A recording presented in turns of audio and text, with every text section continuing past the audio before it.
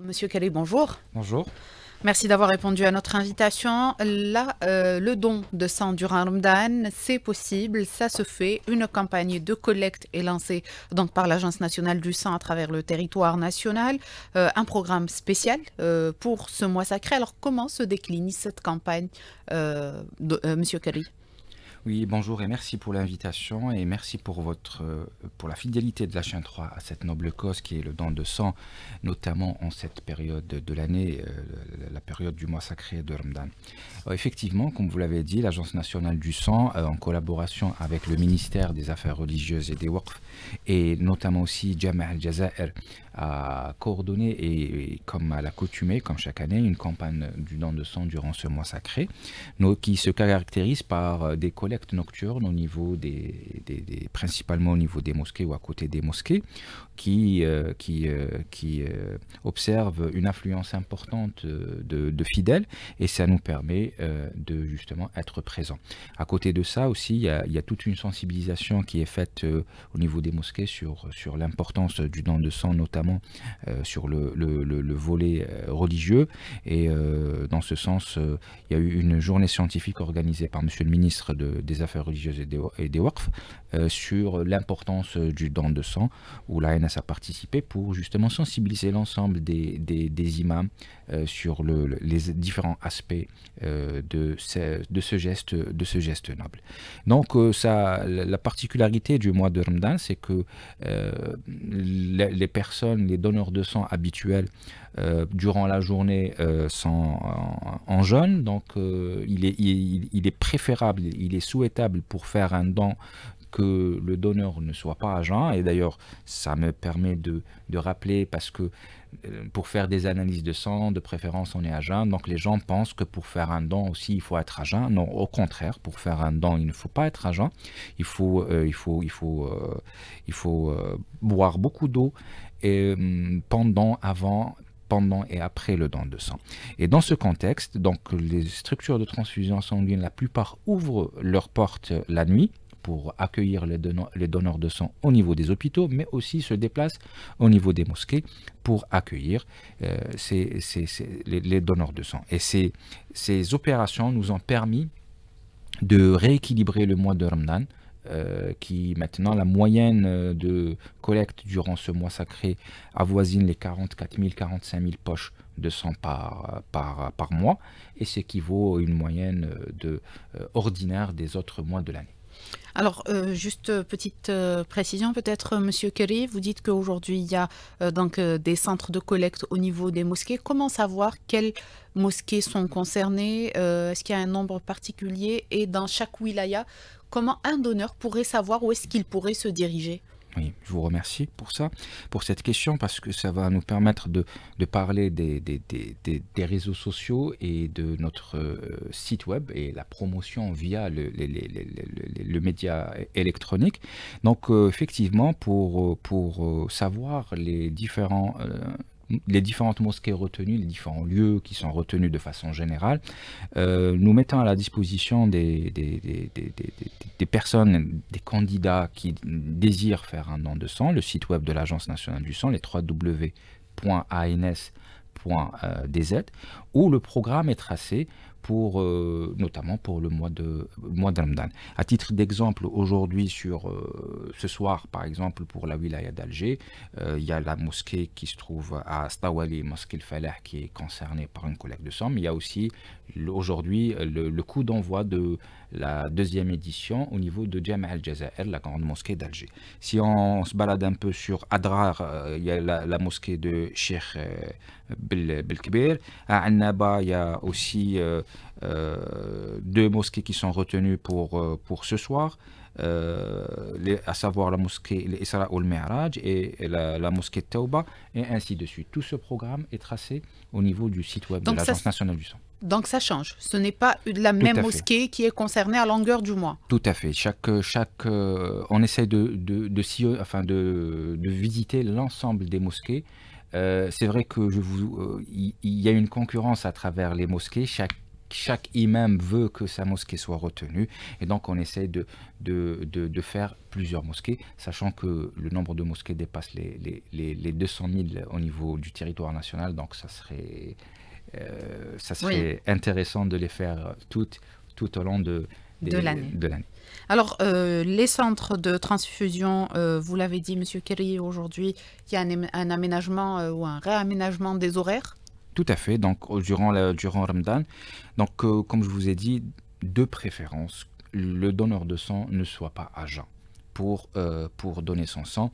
Et donc, les structures de transfusion sanguine s'adaptent à ce rythme et ouvrent la nuit ou le matin. C'est-à-dire que parfois, il y a des situations d'urgence, enfin, il y a des situations où, après le sahur,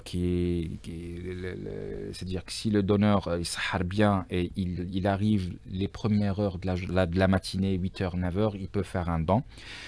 Parfois, dans des situations d'urgence, peut-être que le CTS peut prélever un donneur de sang, mais il sera obligé de rompre son jeûne. Mais sinon, la nuit, toutes les structures sont ouvertes et ça permet justement en toute quiétude à ces candidats au don de faire un don sans aucun problème. Les 250 unités? Alors aujourd'hui, 256 structures réparties à travers le territoire national.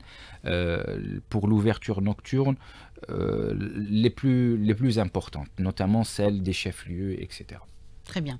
Alors, les tensions sur le sang, c'est donc un problème qu'on connaît malheureusement assez souvent. Oui. Ça revient à longueur d'année, pas seulement durant le mois de Ramadan. À longueur d'année, nous avons ces appels aux dons de sang, que ce soit sur les réseaux sociaux ou ailleurs. Donc, qu'est-ce qui explique cette tension permanente?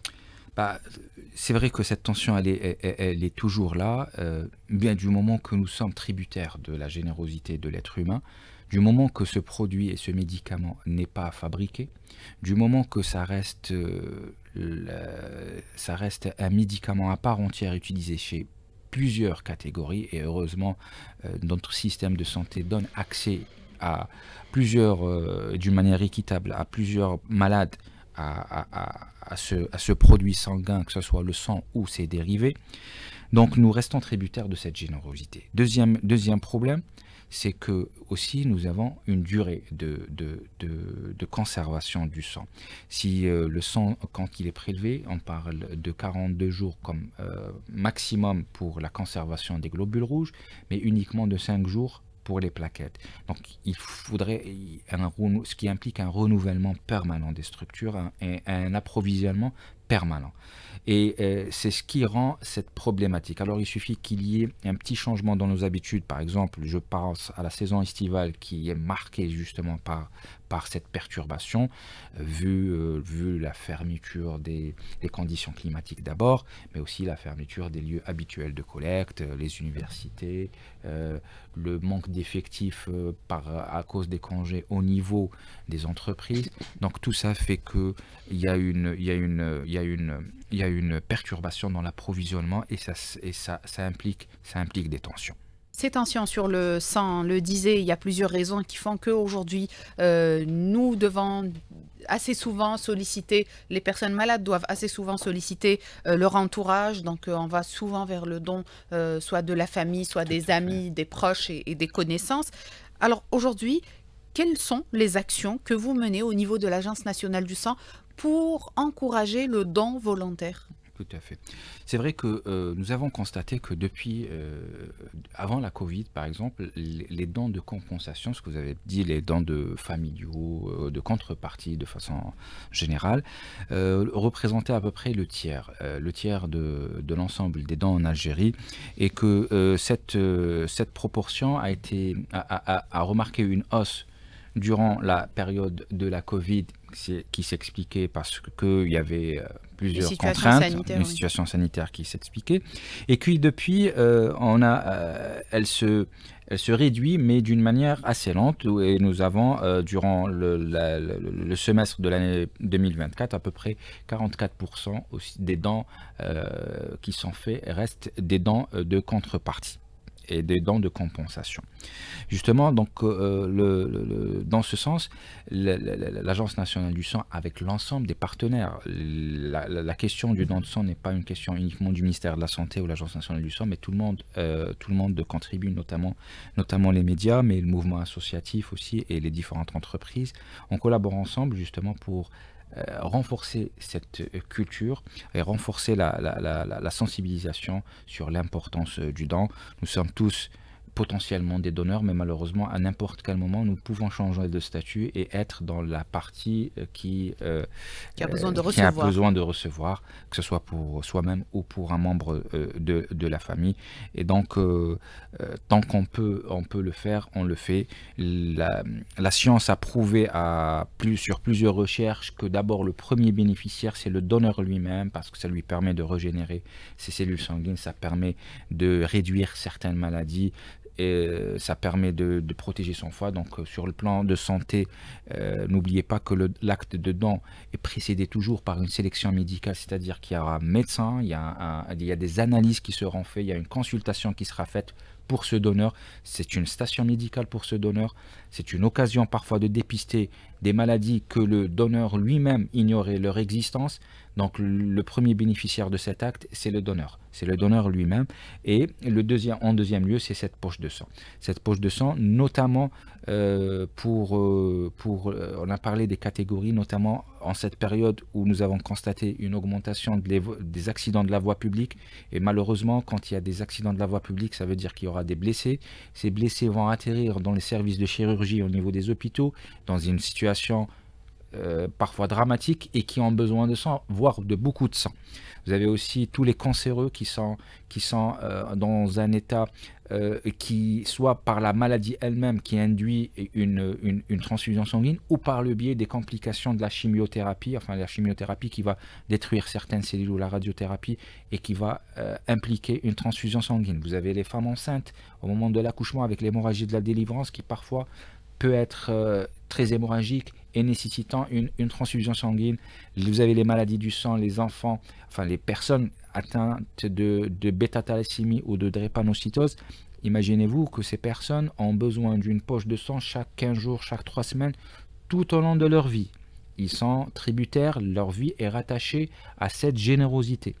Et nous ne cesserons jamais de faire cette promotion et de faire cette sensibilisation envers les personnes qui sont âgées entre 18 et 65 ans, qui peuvent donner leur sang, de donner leur sang au profit de ces malades, parce que nous restons tributaires de la générosité. Il n'y a aucun médicament qui peut substituer ce sang. En 2025, oui, malgré toutes les avancées technologiques en termes de médecine humaine, malgré le savoir que l'être humain a acquis durant ces siècles, et le sang reste toujours un produit qui ne peut pas être substitué. On ne peut pas substituer. Alors justement, on parle souvent du don de sang. Aujourd'hui, il y a également une tension sur les plaquettes. Tout à fait. Tout à fait, oui. Oui, donc, vous savez, quand on fait un don de sang, c'est un don de sang total. Au niveau du centre de transfusion sanguine, il va y avoir la séparation de ce sang total en différents composés, c'est-à-dire les composants essentiels, les cellules, les globules rouges, les plaquettes et le plasma.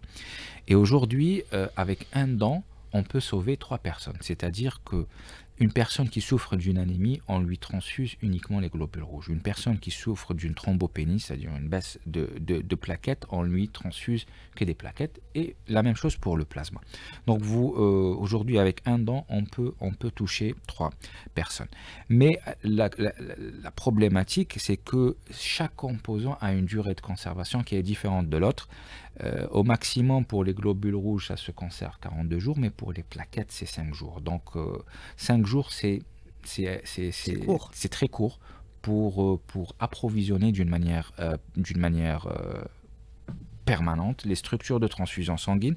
Et le besoin chez les plaquettes est très, très important, notamment chez les personnes cancéreuses. Donc aujourd'hui, avec l'ouverture de plusieurs centres anti-cancer, les CAC un peu à travers le territoire national, il y a une meilleure prise en charge des cancéreux, et cela Les induit besoins sont plus les importants. besoins qui augmentent. Et donc, dans ce sens, les grands centres dans chaque wilaya ou dans les pôles spécialisés, notamment dans les maladies cancéreuses, sont dotés de machines qu'on appelle l'aphérèse et qui permet le prélèvement de plaquettes.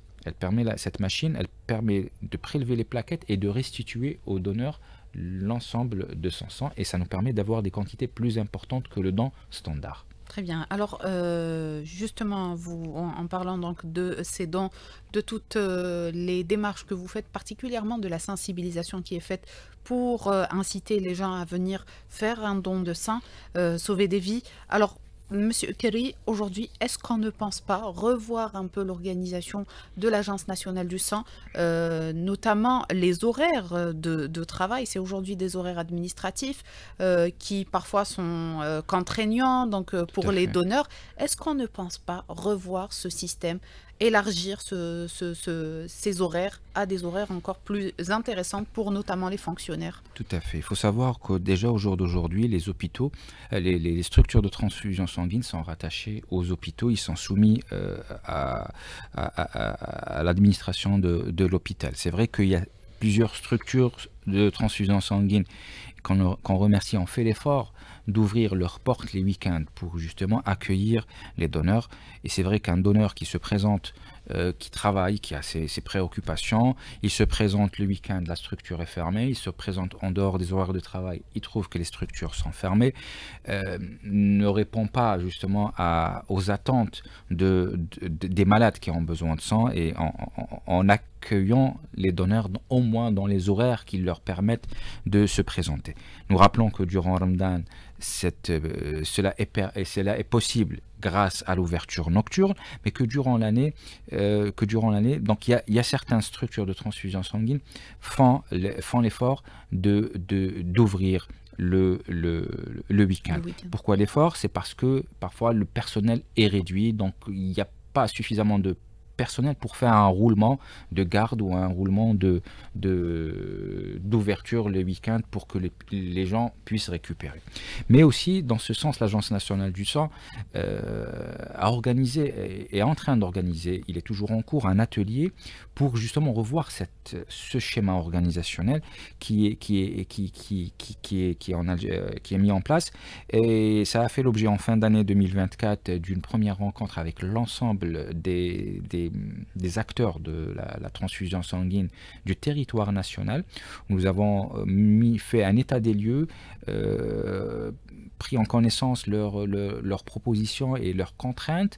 Et normalement avant le premier semestre de 2025, il y aura une deuxième rencontre avec l'ensemble de ces acteurs, justement, pour redéfinir une organisation administrative, une organisation de la transfusion sanguine et de l'activité transfusionnelle, et bien sûr la soumettre à Monsieur le ministre et la tutelle de la santé pour justement pour approbation ou discussion. Alors justement, l'activité de transfusion, vous venez de le dire, elle est aujourd'hui rattachée aux hôpitaux, donc c'est directement les hôpitaux qui se chargent de cette opération. Est-ce que justement, aujourd'hui, dans cette réflexion qui est lancée, on ne pense pas centraliser, si on peut dire, ces activités au niveau de l'Agence nationale du sang, tout en élargissant les missions de Tout à fait. l'ANS pour permettre justement plus d'efficacité, prendre exemple sur ce qui se fait ailleurs? Au jour d'aujourd'hui, la centralisation de l'activité transfusionnelle permet une meilleure sécurité transfusionnelle, permet d'être en adéquation avec la réglementation algérienne, permet aussi d'avoir des produits sanguins à un coût réduit par rapport à celui quand c'est d'une manière dispatché comme ça. Donc la centralisation au jour d'aujourd'hui est nécessaire. Et justement, l'objectif de cette réorganisation, c'est d'aller vers une réorganisation où il y a une centralisation. Parce que la centralisation aussi, c'est les recommandations internationales et c'est les recommandations des textes réglementaires algériens par rapport à cette centralisation de l'activité et la mutualisation des moyens humains et matériels afin d'avoir des poches de sang sécurisées et au moindre coût. La réglementation de 2009, donc qui Tout à donne fait. à l'ANS plusieurs prérogatives, c'est ce qu'il faut aujourd'hui concrétiser sur terrain? Tout à fait. Le décret de 2009 qui a été modifié, c'est le décret de création de l'Agence nationale du sang de 95. Il a été modifié en 2009, parle d'une centralisation de l'activité transfusionnelle et le regroupement, enfin le rattachement de toutes les structures de transfusion sanguine vers l'ANS. Et donc l'atelier qui a été entamé ces derniers temps, justement, est venu pour revoir en 2025, 2024, 2025, quelle est la meilleure approche actuelle pour... Est-ce qu'on continue sur ce décret ou est-ce qu'il faut le réviser? Donc c'est une réflexion qui est faite par les acteurs de la transfusion et qui sera bien sûr soumise à la tutelle. Très bien. Une dernière question, peut-être, Monsieur Kerry, concerne aujourd'hui ce qui se fait en Algérie par rapport à ce qui existe partout à travers le monde. Aujourd'hui, que représente le don de sang en Algérie? Sommes-nous en dessus, en dessous de la moyenne mondiale? Où est-ce que nous en sommes? Oui, alors sur cette question, vous me permettez justement de rendre un hommage et un vibrant hommage aux héros. Moi, je les appelle les héros, ces donneurs de sang qui viennent sauver parce que c'est eux qui sont à la tête de ces réalisations et à la tête de ces chiffres et à la tête de cette fierté que nous, Algériens, avons. Si nous comparons avec les pays de notre niveau, etc., l'Algérie est leader sur le plan arabe, sur le plan africain, sur le plan maghrébin, parmi les leaders dans l'indice de générosité et dans l'indice de disponibilité du sang. Meilleure preuve, c'est que l'Organisation mondiale de la santé, aux efforts fournis par le système de santé algérien, nous a dédié une journée mondiale du donneur de sang le 14 juin 2023 qui a eu l'Algérie l'honneur d'organiser justement en reconnaissance aux efforts de ces donneurs de sang qui sont là. Donc l'Algérie se place parmi les leaders en matière des pays africains, les pays maghrébins. La Fédération algérienne des donneurs de sang, qui est présidée par Dr Sayeh, qu'on salue au passage, est président aussi de la Fédération internationale et qui est une première dans la Fédération internationale des organismes, qu'un Algérien et qu'un Arabe et qu'un Africain soit à la tête de cette fédération. Et donc, tous ces paramètres démontrent que sur le plan international, l'Algérie a sa place sur le don de sang et sur la transfusion sanguine. Est-ce que ces efforts nous permettent de dire que nous sommes arrivés? Non, malheureusement. Enfin, il faut que le travail continue parce que nous restons toujours tributaires de cette générosité. Donc un dernier appel peut-être, Monsieur Kerry, en ce mois de Ramadan, un appel au don Oui, qui est toujours de vigueur. toujours d'actualité, entre 18 et 65 ans. Quelques conseils par rapport au mois de Ramadan. Éviter de manger trop gras pour qu'il n'y ait pas de plasma, le sang qui ne soit pas gras, donc éviter de manger gras, éviter de faire des efforts intenses après un don de sang, notamment en Ramadan, mais boire beaucoup, pas de liquide, boire beaucoup d'eau avant, pendant et après le don de sang. Être âgé entre 18 et 65 ans et en bonne santé, n'hésitez pas, surtout dans ce mois de piété par excellence et de solidarité.